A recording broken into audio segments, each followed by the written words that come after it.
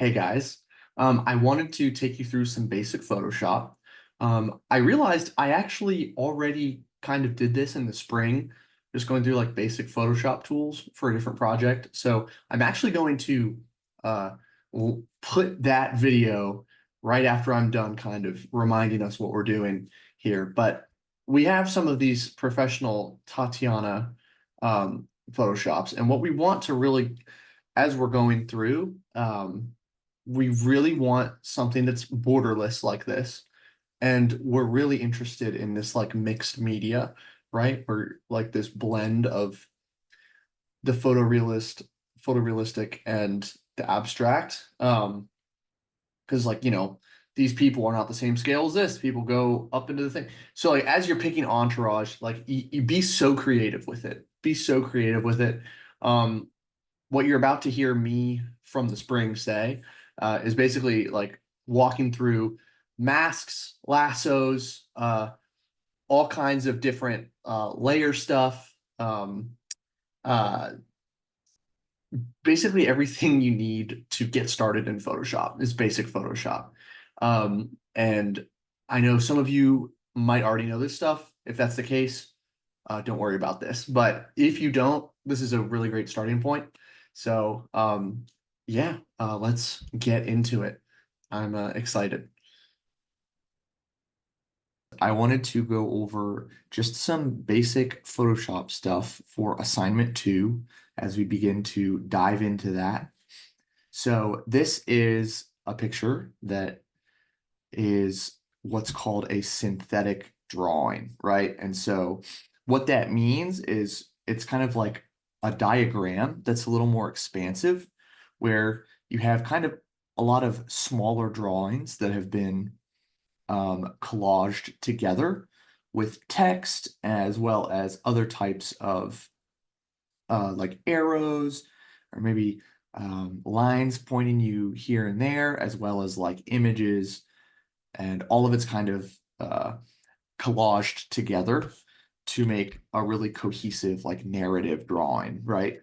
And so what I'm going to do is kind of show you the basics you need to start to recreate something like this. Now, this is kind of a pretty sophisticated example, but we're going to start in Photoshop and then kind of work our way into Illustrator in a future video.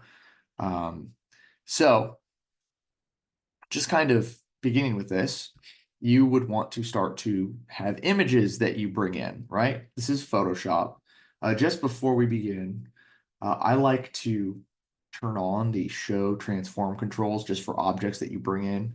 It will always kind of give you the option to work with it. And I also wanted to show you guys over here, this button. I know there's been a lot of talk in Rhino about how like my screen doesn't look like your screen. Um, Photoshop should look like my screen. However, there's a lot of customization that you can do. They've essentially set up in Photoshop these different presets for like how you would want to work in something. So like if you're working with photography, it kind of this preset gives you a different set of tools over here, um, as opposed to like 3D, and like some of these buttons kind of get changed around. All right. Doesn't like 3D. So I digress. I like to use the essentials, which is like what should be the default for you guys. So I just want you to know that there are different variations, and if your screen looks different, I would reckon that maybe your preset is a little different, but I digress. Photoshop works the same for everybody, regardless of which preset you're in. It's just kind of like where the buttons are, but the hotkeys should still be the same. Okay, now that I've gotten that out of the way, I just wanted to run through just some of the basics again, right? So this is an example file I brought in and I have it locked on a layer. So I'm going to unlock it. Let's say I want a piece of this, or you bring in a file and you're like, I want a piece of one of these objects. What you could do is go ahead and click the object selection tool, and Now, it doesn't work too well with this particular object, but let's say I want to grab this pig, right? That didn't work. I don't think that works too well. So maybe I'll grab this lady. All right, wonderful. She is selected. And so what I can do is I can hit Control C, Control V, and then I can go to my move tool. And because I've clicked this box that says show transform controls, this gives me it obviously these buttons allow you to kind of scale and resize the image. If you hold shift when you grab one, you can change the actual proportions. But I like to do it because when I click on an object, it actually shows me that what I've selected. So that's not necessarily the intended use of the show transform tools, but I find it to be super helpful. Um, but you might start with images and you'll want to like bring them in. So for example, I just have a couple of example things. Let's say I want to bring in this tree, right? So I bring in this tree and it loads. And that's a little bigger than I want it to be, so I'm going to shrink it down. But oh no, I'm kind of going for an aesthetic that doesn't necessarily have the bright green here. So like, how can I take this tree and desaturate it? Well, you can literally just select it, go ahead and go to Image, Adjustments, and you can just go to Hue and Saturation, and like you can start to really play with these things. Let's say I don't want all of the color gone, but I want to lighten it up a little bit and I want it to be way less green than it is, but maybe just like a hint of green, right? So what you can start to have is like a series of images that start to stack on one another. Um, and this is just kind of like an aesthetic, but this is a very good aesthetic to have where you start to have um, just like you're highlighting certain things, like color is used sparingly in general, and you're using color to maybe like highlight certain aspects or certain things about something, right? So you can manipulate any image you bring in.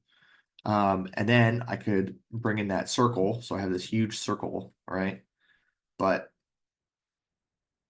I don't want it to be so big. I can scale it down a couple times. And then I can again start to play with some. Let's say I want to work with some of the options over here. These are called like layer adjustments, right? So I can take these and generally it kind of shows you what is going to happen. Um, well, sometimes it doesn't, but these do some really weird things depending on what you're doing. So like this, it overlays the orange of the circle over top of anything that falls underneath it, right? Um, for example, uh, or you could do like a difference, a Boolean difference kind of thing, but in Photoshop and it's specifically with color. Um, there's all kinds of stuff in here. Hues, saturations. I think it's better just to really like play around with these. A lot of times I will use like a darken um, if I need to do something. Then it will almost kind of like add like a doubling to the image.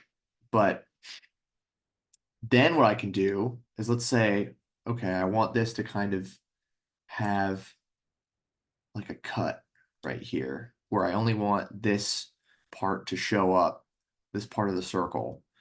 What I can do is go down to once you click your layer that your object that you want to work with is on. This is kind of like a trim command or like a Boolean difference. You go down to the mask button, right? And it adds a mask to that layer.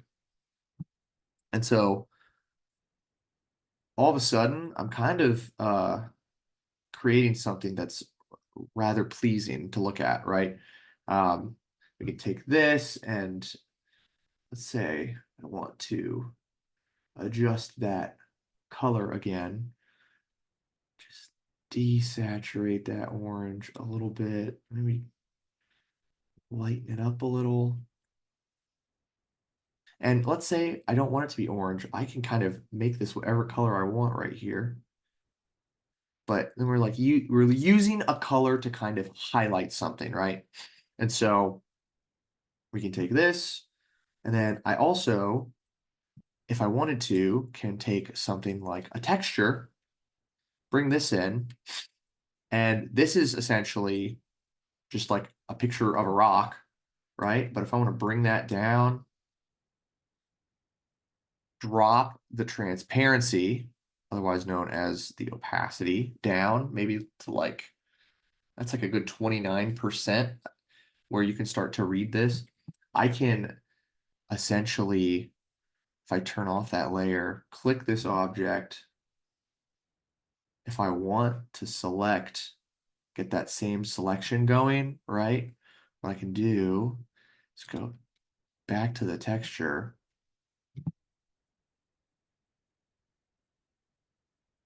Use the lasso tool even, or like the polygonal. If you hold shift, you can essentially add to your lasso. But we actually want to subtract from our lasso. So you want to hold Alt. You can just kind of subtract out the circular parts. I just want this to be pretty exact, but I'm going fast. Then I have that same selection, but on the texture layer, right? And so what I can do is then again apply a mask to that selection. And all of a sudden, I've kind of set up a nice little template here, right? So I have like, if I want to talk about, oh, maybe this drawing is highlighting like the trees in a landscape. So you have like a tree desaturated with some entourage, like this, in this case, this woman. Then I've created this kind of like a highlighted region with a texture and a color on it. And that's when you can start to then add, like text. Obviously, we're not going to have text in our collages for this project, but you can basically get those renders like how I showed you to make in the V-Ray video as kind of like a basis, and then we'll start to collage stuff together. So I want to make sure you all have the tools necessary to get to the finish line without necessarily like holding your hand through it. So remember, like I'm a resource, the GAs are resources, and we're here if you need anything or need opinions or feel like you've hit a wall, reach out. We're here to help. But yeah, it's been just such a great semester with you guys. I can't wait to see how these turn out.